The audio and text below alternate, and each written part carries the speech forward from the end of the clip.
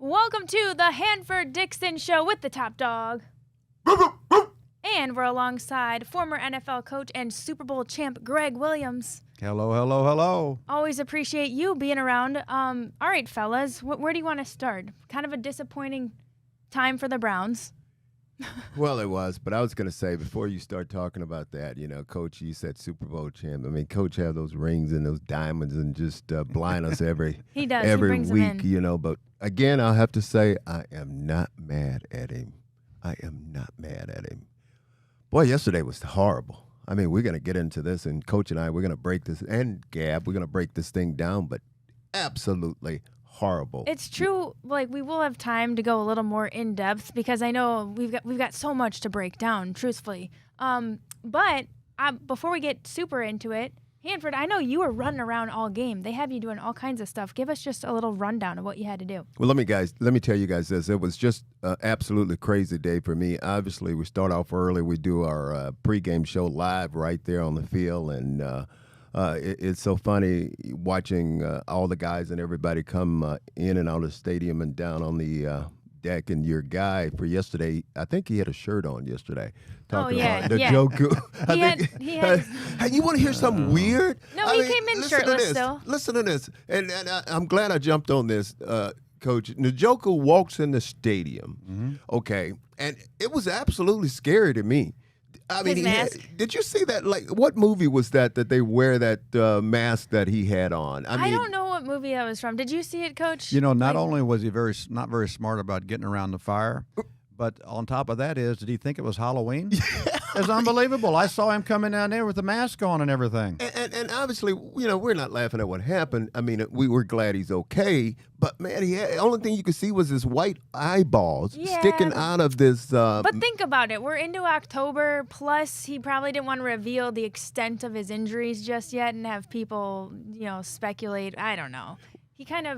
I thought it was kind of a smooth move. You know, he's playing off the Halloween vibes. And the weather in Cleveland in October, do you wear a fur coat? It's so hard to tell, Coach. Oh like in the beginning of the morning, you wear the fur coat. Gosh. And that's why he did the shirtless with the fur coat because, you know, it gets a little hot and then it gets a little cold. Yeah. Well, getting back to yesterday, I don't know how I got on David Njoku, but I just had to mention that. But I was tired yesterday after the game. I hit about 4 sweets, but, you know, I did something that was really, really nice yesterday. University Hospital had this young man, Mandel, I think was his name, and the guy is suffering. You know, he's got prostate cancer, and went and presented him with 2 Super Bowl tickets, and just to watch the expression on his face, and I said, "Big dog, these are for you." And he looked at me and he shook my hand and he said, "Mr. Dixon, thank you." I said, "No, not Mr. Dixon. It's Hanford to you, big dog." And that made me feel really, really good. But overall, other than that, it was just a long day running from suite to suite to suite, doing everything that we had to do. That's cool. I love it when you guys can give back. I know both of you are big people who give back. And I knew you were tired today. You know why? Because you showed up in flip-flops. my guy didn't even have the energy to put on socks today. I noticed that too. I was just shaking my head. Wow. Hey, Coach, I could take it from her now, but come on, Oh, don't you, Coach? Don't feed into it with her, please. We'll be back right after this. Thanks so much for watching.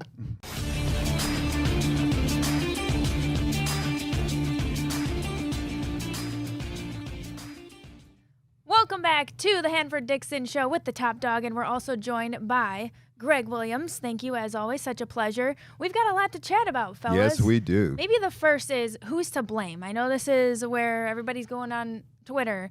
We could point the finger a few places here. Is it Stefanski's play calling? Is it the fact that Deshaun decides last minute he can't play? Should DTR have been more prepared? What are your initial thoughts? I would say that you hit almost all of them. And it's not ever just one thing, but from a coach, 40 years doing the coaches, I look at myself first, okay, and the preparation, getting people ready to roll, understanding all the what-ifs ahead of time, not the what-ifs after time. You got to make sure you're going through those type of things. But they battled the injury thing. They battled the thing. All of a sudden, happened to, change the format from Deshaun playing to Deshaun not playing. But that's all got to be done in the week of preparation too. All those things have got to be done. And the one thing that, as I see, the biggest thing is that the young man DTR, hasn't been in a real fist fight in a phone booth until yesterday. Preseason has nothing close to the competitive spirit and the competitive toughness that goes on during a regular season game. Now, this is a divisional game. This game counts twice as important. Really, it's 1.5. Of importance on wins and losses. So how do you go about making sure, from a coaching standpoint, that DTR is feeling very comfortable? And I just thought that, we could have probably done a better job on making sure that we spend more time on his strengths and, let the rest of the veterans, let the rest of the other people set the tone for the game, but not put it all on his lap to start with. And I think that could have been a better thing to do. I'm going to agree with you guys. I think we can hit about 4 areas. The reason why we lost this game, and I think I'm going to start with Stefanski, because when you look at this football team, obviously this football team was not ready to play in all 3 phases: offense, defense, and special teams. And you look on the other side of the aisle. I mean, Harbaugh. I mean, he had those guys ready to go because I think. Going into this ball game, they were missing something like 6 starters or maybe more. Yes, they were. And it didn't affect them. They came out ready to play. Another guy I'm going to talk to, you guys talked about DTR. I think, obviously, and Coach, you hit it right on the head. I mean, and when I say DTR, by no means am I ready to get rid of this guy. I think he's a promising young kid from UCLA. I think he's going to be okay at the quarterback position. But when the bullets are flying for real, it's just a totally different game. And this guy, I think he connected on only like 52.8% of his throws. And his numbers, when you look at it, I mean, he had 3 interceptions. And I am really shocked that this kid did not get hurt yesterday because when you look at it, Baltimore didn't spare anything. They just reared back and they came at him. And you look at Stefanski, a lot of those sets were what we call empty sets, where there was nobody, Coach, in the backfield, not a back or anybody to help him. Another thing, I think the offensive line have to share some of this blame. I mean, obviously they didn't throw the 3 interceptions, but they didn't get anything going up front. I mean, those guys, especially coming to the run game. I mean, we really needed, Coach, the run game yesterday, and that didn't get going. Baltimore and their defense, they came out and they set the tone for this game. But those are the 4 areas I think really. And, Coach, check this out. They had a linebacker, Rokon Smith. And let me tell you guys something. This guy came out, as you guys know, before the game, and in a game like this, you don't need what we call bulletin material. The coach hit it right on the head when he said this is a big game. This game count as 2 games. He came out and said what they were going to do, and I'm telling you, him and Patrick Queen, those 2 guys, oh, my God. They were all over the place yesterday. They set the tone, there's no doubt about that, and the environment has to be set in the locker room, has to be set in the week of preparation. When you get to Sunday, it's not an accident. It's not a surprise that how you prepared all week long, this is how it's going to be. And both of those guys, I agree with you, Han.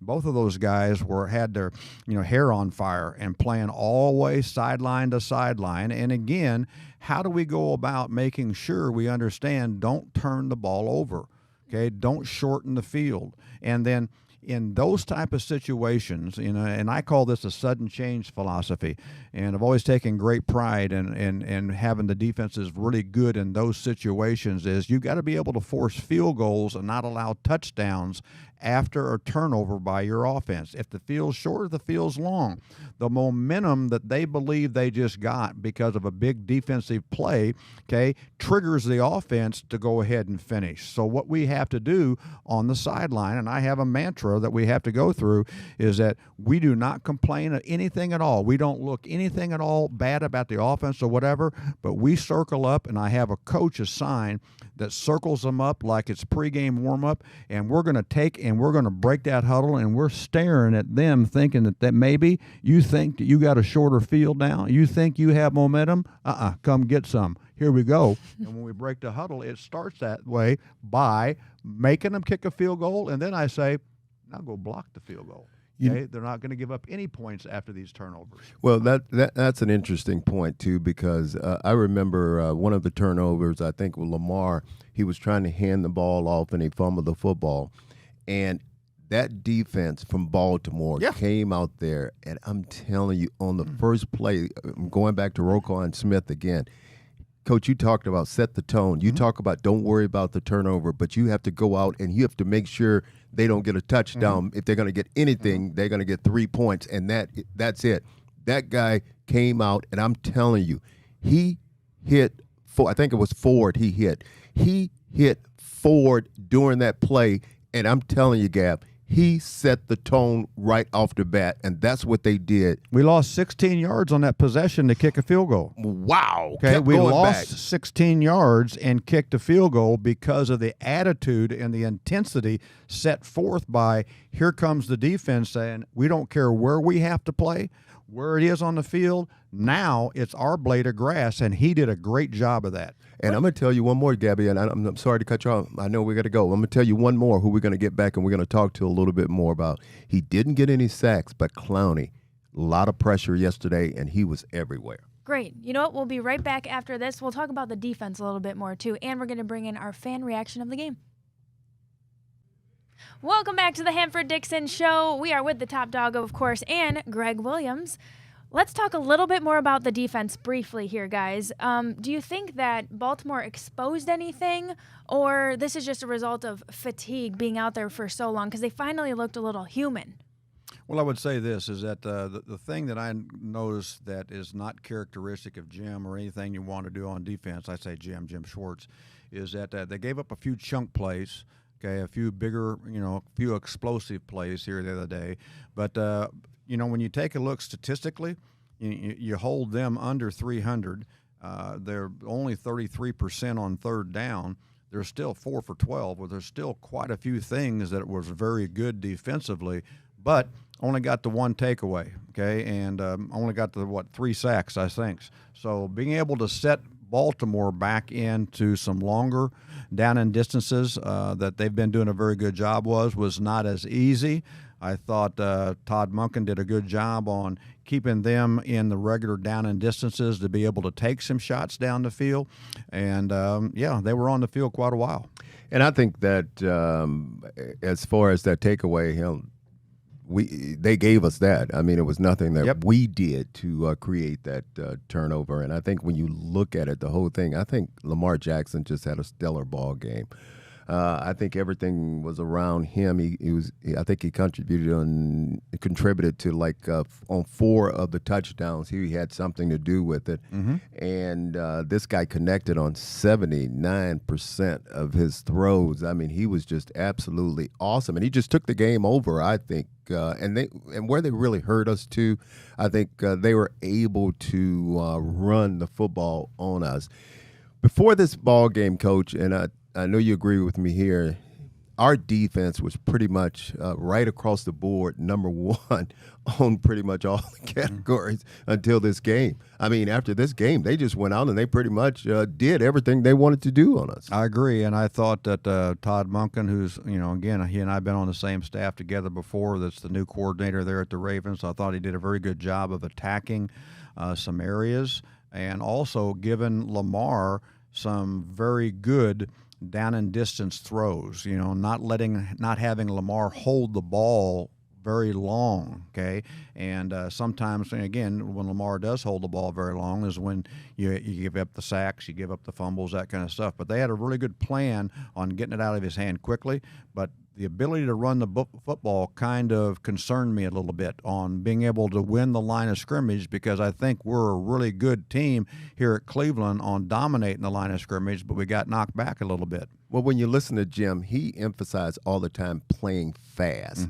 Okay, and I think they, again, it goes back to their game plan, because I think a couple of times you see those defensive ends getting upfield, and they seemed like he had the right play call at the right time to take advantage of that. It did, and being able to escape inside the force player, because as you know, the force player is keeping the ball condensed, keep them in and trapped, but they had step-up lanes inside to be able to avoid the open field tackles. But yes, they were up the field a little bit, and sometimes that's a bad guess. They're guessing it's pass when it's a run, and you got to be able to have a counter, and that counter has to happen on the first or second step when I guessed wrong when it's not a pass. Let's get our fan reaction of the game. We like to bring in JT Montrose of Montrose Auto Group. Any initial thoughts? And maybe a question for the guys. Well, initial thought, it was the most Brownsian type of Sunday you could have. All the hype, an opportunity to take over first place in the division, and we fall flat on our face. And, I'm sitting there watching it yesterday, and as the game unfolded, obviously it was very apparent the defense got gassed quickly. But from a naive, I'm a baseball guy at heart, so I never was around football at a high level like you were, Coach, and obviously you, Hanford. And the only question I can really think of is, you guys know, did the coaching staff set up DTR to perform at a high level? Because it did not seem like it yesterday, outside of maybe the first initial 2 or 3 plays in that first drive. I mean, from there it was like, I don't know. I don't know. He looked lost, and the kid's way too talented. Go ahead, Han. Well, I said before the game, I said the game is not too big for DTR. I didn't think the game was too big for him. But obviously I know there were going to be some growing pains. I mean, preseason is a lot different than the regular season. I mean, this guy, they had him running for his life out there. What I liked and I felt pretty good about, they said during the week, I guess they had some kind of inclination that Deshaun was not going to start. So all the reps in practice, Coach, they gave him to DTR. He took all the reps. So, but that didn't seem to help him.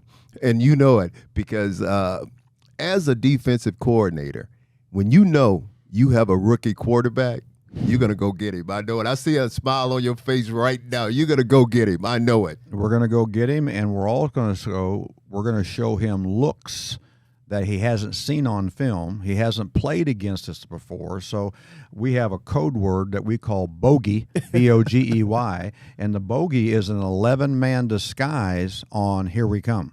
And it can be coming from all different directions. And I thought that Baltimore did a very good job on several of those sometimes confusing pre-snap looks. And that affects the confidence of a veteran, but especially a rookie. All right, guys, thank you so much. And thank you to JT Montrose of Montrose Auto Group. We're going to take our next break. And when we come back, we'll bring in Blake Williams to give us some of his insights and lead us through bets.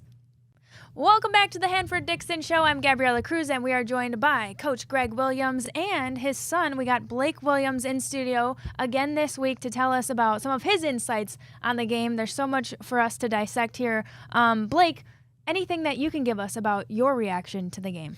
Yeah, thank you, Yabi. I appreciate it. I wish it was on, better, like we all do, right, on Yes. Victory Monday.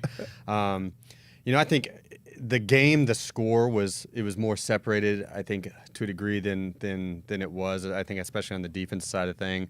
We were talking earlier about, we were kind of getting spoiled in this early season with how well the defense is playing, right? You sit there and you think like, oh, man, the defense was bad today, right? And I'm not saying that they were great, but you look up and you say 296 yards, given up, and 4 of 12 on third down. And you're saying, okay, well, that's pretty good if you're average. That's top 3 if you're averaging that across an entire season.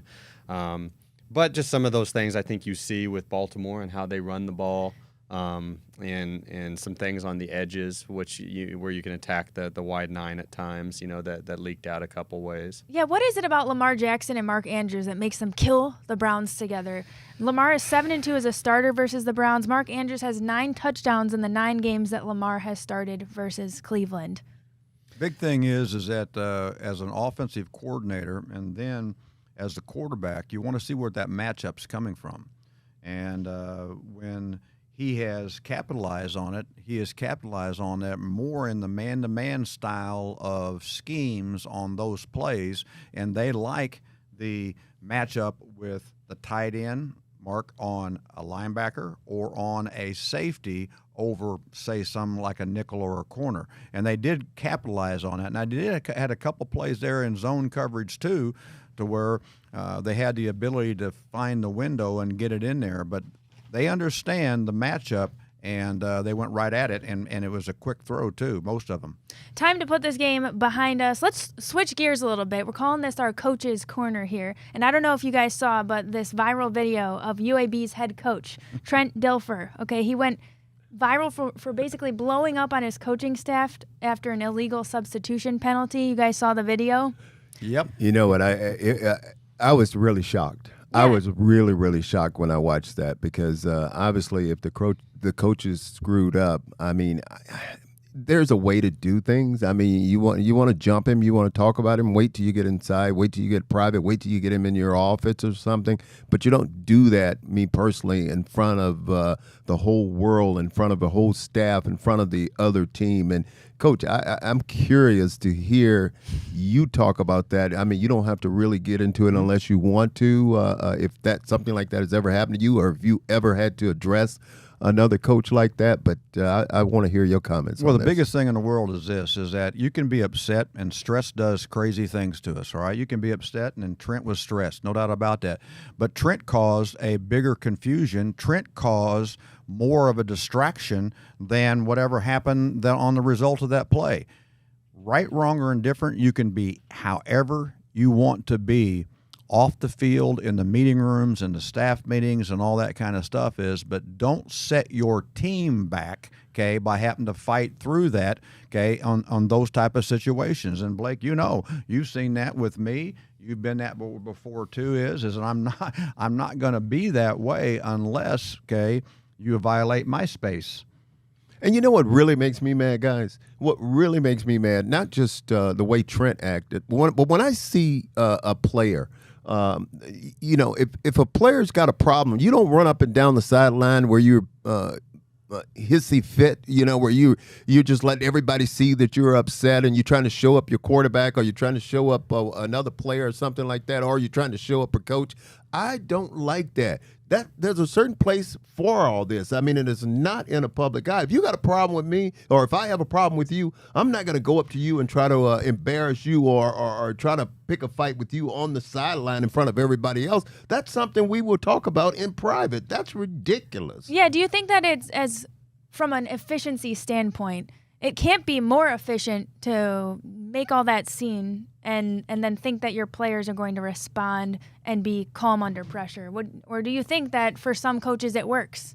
No, I completely agree with you. I mean, that's where my mind goes, and I'm not sitting over here saying that I was Dalai Lama as a coach. I mean, I was intense, and could get intense as well too. But that is how I coached, right? So I always coach through the mind of, might be personally, that they're watching us, right? So we spend all this time critiquing them, telling them how, not just their fundamentals and their technique, right? But how we want them to react under pressure, how we want them to do things and whatnot. And then no different than any of us have, kids in here, they're watching you. Are you setting that example under stress? Are you setting that example that you're demanding them to adhere to? And I don't have a problem if, say, for instance, if we're on the field, say I blow a coverage or something, I'm just saying, for instance, you're my coach. If I blow a coverage or something, I don't have a problem with you coming to me and you saying something to me like really, really that I deserve. But as long as I hear it and I know what you mean, I know you're mad at me.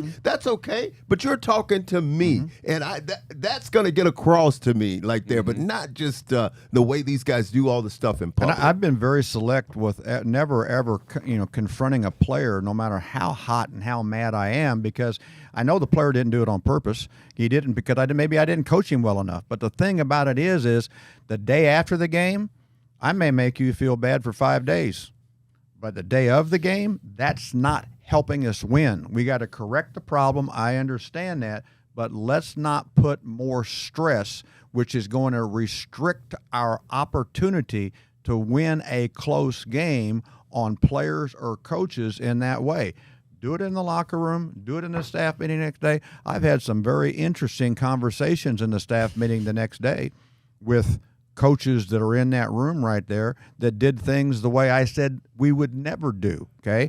I have to make the right example because I set the parameters and set the principles to everybody else, and now you go off the record. You got to be careful with that. And, Coach, I think you nailed it earlier, too, when you said stress makes you do crazy things. And, Blake, I'm sure you can attest to this since you said you have an intense style, too. But what is some advice for a coach like that on maybe utilizing – they always say between stimulus and response there's a pause. Mm-hmm.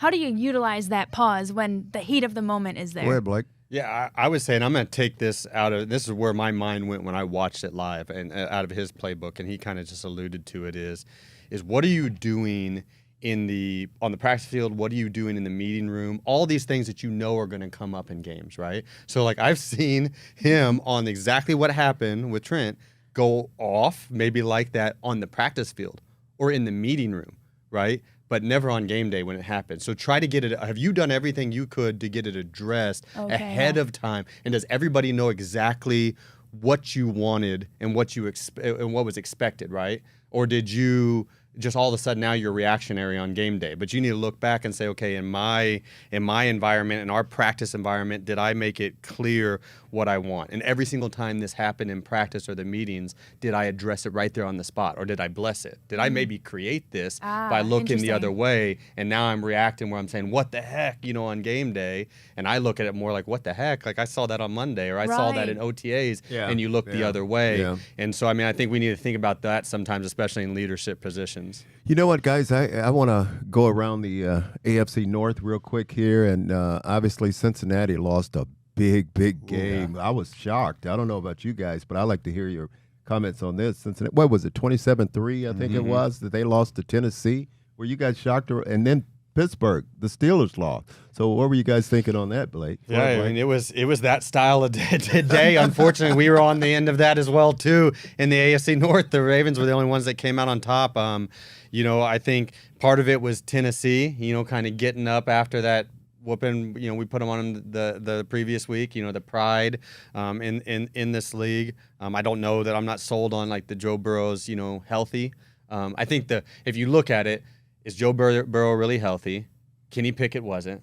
All right, Deshaun Watson wasn't, right? And so is there maybe a little bit of an issue in the AFC North right now at the quarterback depth? Maybe, right. People have over-leveraged, so to say, at the starters, and you hope he stays healthy. And so that's kind of what I saw this past weekend. And there's no doubt in my mind that Vrabel, got in the middle of their ass all week long. Okay, there's no doubt that he was on them hard all week, and it did not shock me that they came out that way to show a physical presence. And he knew that he had somebody that was going to stay in the pocket and not try to escape. Here we come. And it started on first down, how they played the run, and then here they came after him. And then obviously, the Pittsburgh situation there too, they didn't win the line of scrimmage. And those are some of the kind of things, and a physical presence, especially with the, as you know, Han too, Pittsburgh's always had that very physical, dominant presence about him, and Mike Tomlin has done a very good job with that. They got knocked back several times yesterday and didn't respond very well. And he said there's going to be changes up there, but you're talking about Tennessee. I mean, they got Derrick Henry going. He finally got going. They gave him the ball, 22 carries he had for over 122 yards, so got that big back going. But I was really shocked, and you hit it, Blake. The Baltimore Ravens right now should be 4-0. Let's face it, they should be 4-0. They lost the game last week, and that game was on them. And they'll be the first one to tell you, and I won't even talk about something happened during the coaching during that game where I think Harbaugh made a little mistake, a boo-boo during that ball game. But they should be 4-0 right now in this AFC North, man. We got to get it going. Yeah, now that we've seen the Browns play all three of them, what order do you think they'll all finish in? Well, I mean, I think it's still way too early. I don't take a look at that, but on the order it's going to be is that we take it 1 week at a time, and you're looking to be 1-0 this week, and then I even emphasize it to the players is 1-0 today. Did we win today? Did we win today? Did we win today? We got to stack up our days of preparation, stack up our days of meetings, so that when we get to the competition day, now we're 1-0 with how we've addressed all week.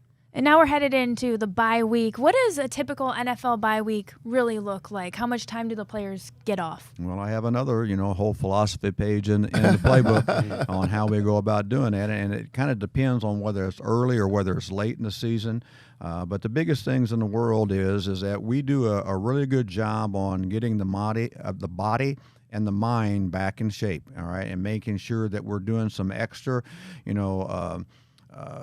resuscitations on their bodies and that kind of stuff. We don't have the practices be as long as intense, but we do a really deep dive of self-scout in every phase and every mannerism of what is the opponent taking a look at us going into this fist fight. How do they see us? But the biggest thing is getting the guys back restored and healthy as much as you can, and then make sure you understand that it's your job as a coach to make sure you're changing the picture up of what they think that we're going to come out of this bye week and how we're going to look.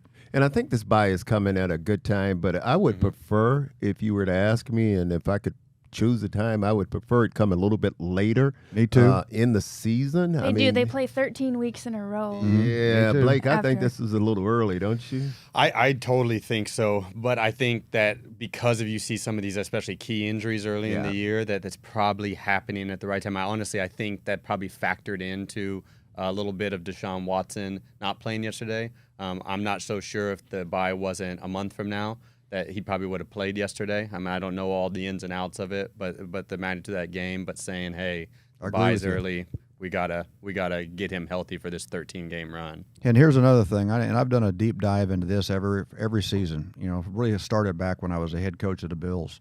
Is that I do a deep dive in the first quarter, the first 4 weeks of a season, on how many soft tissue injuries occur, and again, back when days when you were playing, and back when I started, how hard training camps were. Training camps have gotten softer, and all of a sudden, guys are not getting the tough type wear and tear on their bodies without having injuries, but they come into the season and all of a sudden they're going full speed for the first time when they haven't been going to anything in training camp and preseason games, and now these soft tissue injuries occur. Okay. It's very interesting to me to see. It did come at the right time, but I'm seeing more and more early in the season from all teams because they're not having guys play much in preseason games. Oh, yeah. Hopefully we're maximizing that downtime, getting everybody healthy on this bye week. We're going to come back with our betting segment after this, and I know, Blake, you're going to help us through it. Yep.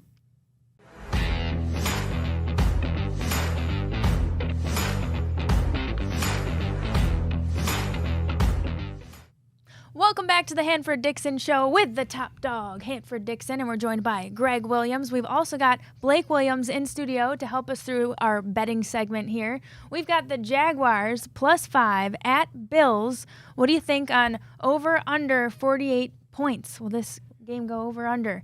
Bills have scored the second most points in the NFL this year.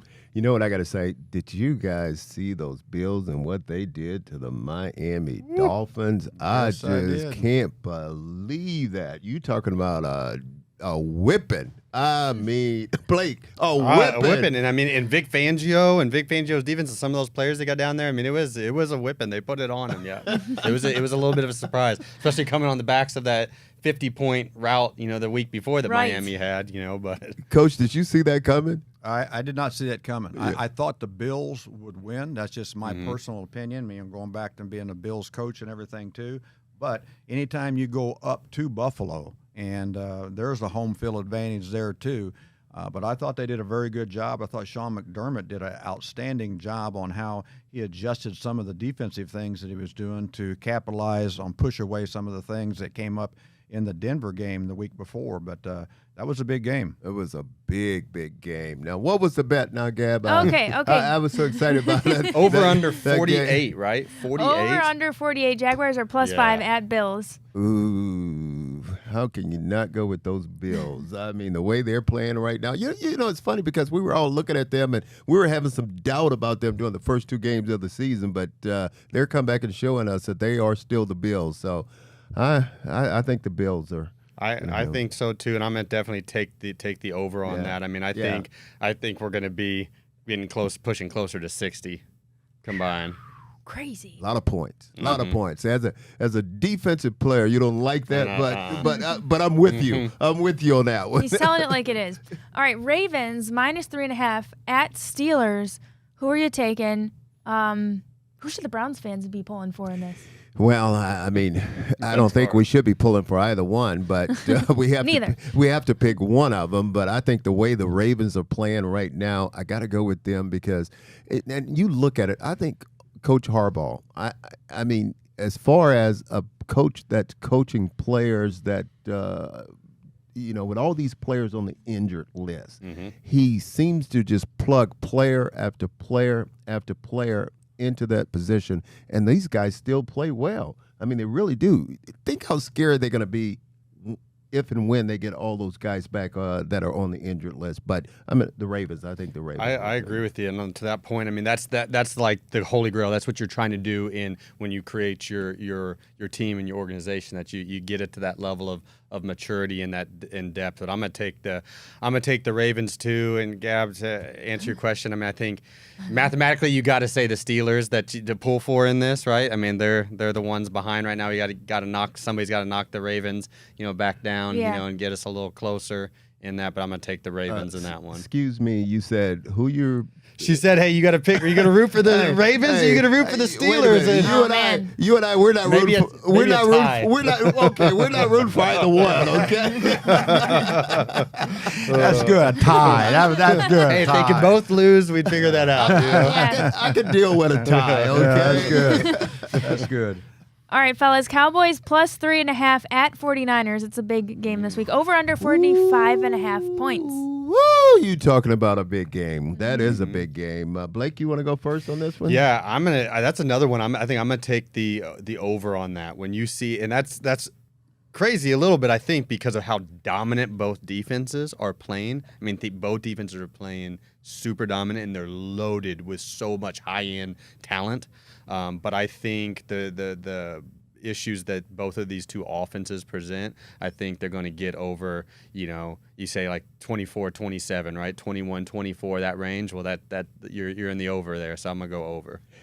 You know what? I really, I don't know who's going to win this ball game. When you look at it, did you guys see Dak Prescott in his press conference? I mean, he was an angry dad. I mean, I'm like, what is wrong with you? He scored a bonus point for me. I liked it. You just won a game. Yeah, I liked. He was pissed off immediately. Let's start the week now. I mean, he was ready. I thought it was tongue in cheek at first, and then he said it 3 more times. I know. Oh, no, he's like, thank you, I appreciate you. Yes, That's what I needed right there. Yes, I appreciate you. But boy, that is the game of the week. I mean, that's a big game, and I agree with you. I think both of these teams are playing really, really well right now. Where is that game? Is it in Dallas or is it at San Francisco? I'm not sure. Do we know? Well, it's at 49ers. Is that 49ers? Right? That's going to be a big game, and it will be. But you got to go with the 49ers. I think they're playing. I think they're playing extremely well. Dallas still they've only lost 1 ball game. They're playing extremely well. Their defense is playing well. But it's going to be tough, but it's going to be a big game, and I think the 49ers is the ones that's going to.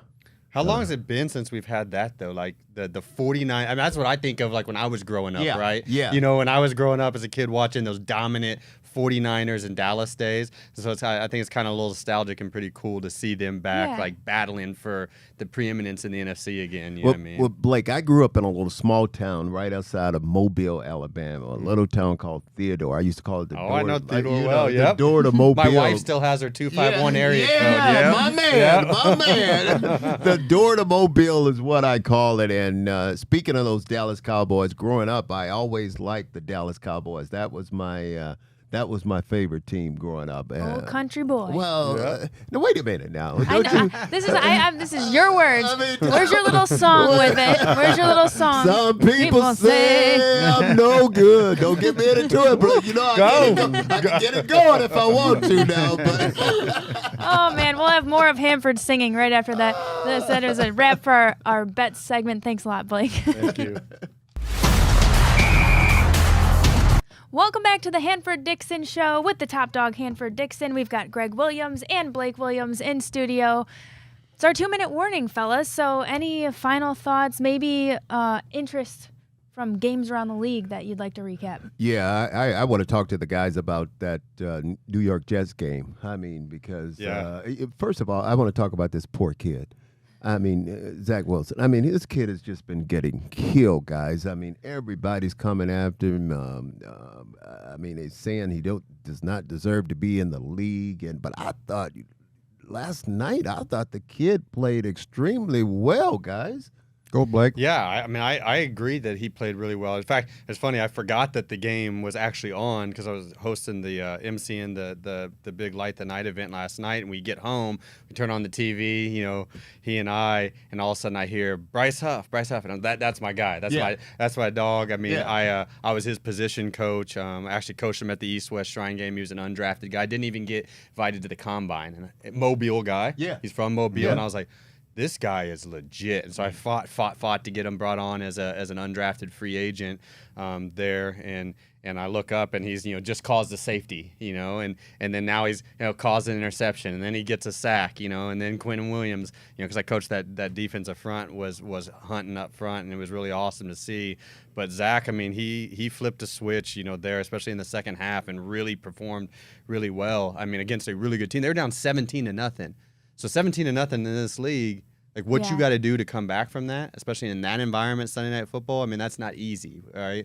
And he did a heck of a job, clawing him back, and it was just a little bit too short. But I was proud of watching those guys, my guys on the defensive front. It was 17-0 early in the second quarter, and the fact of what they were able to do defensively, and then what Zach was able to calm himself down. I thought Hackett did a good job on setting him up to be quick with these throws and all that kind of stuff. They were able to run the football against Kansas City at times when other people have not been able to do that. They took advantage of some of the man-to-man and some of the pressure matchups that Spags was coming after him on.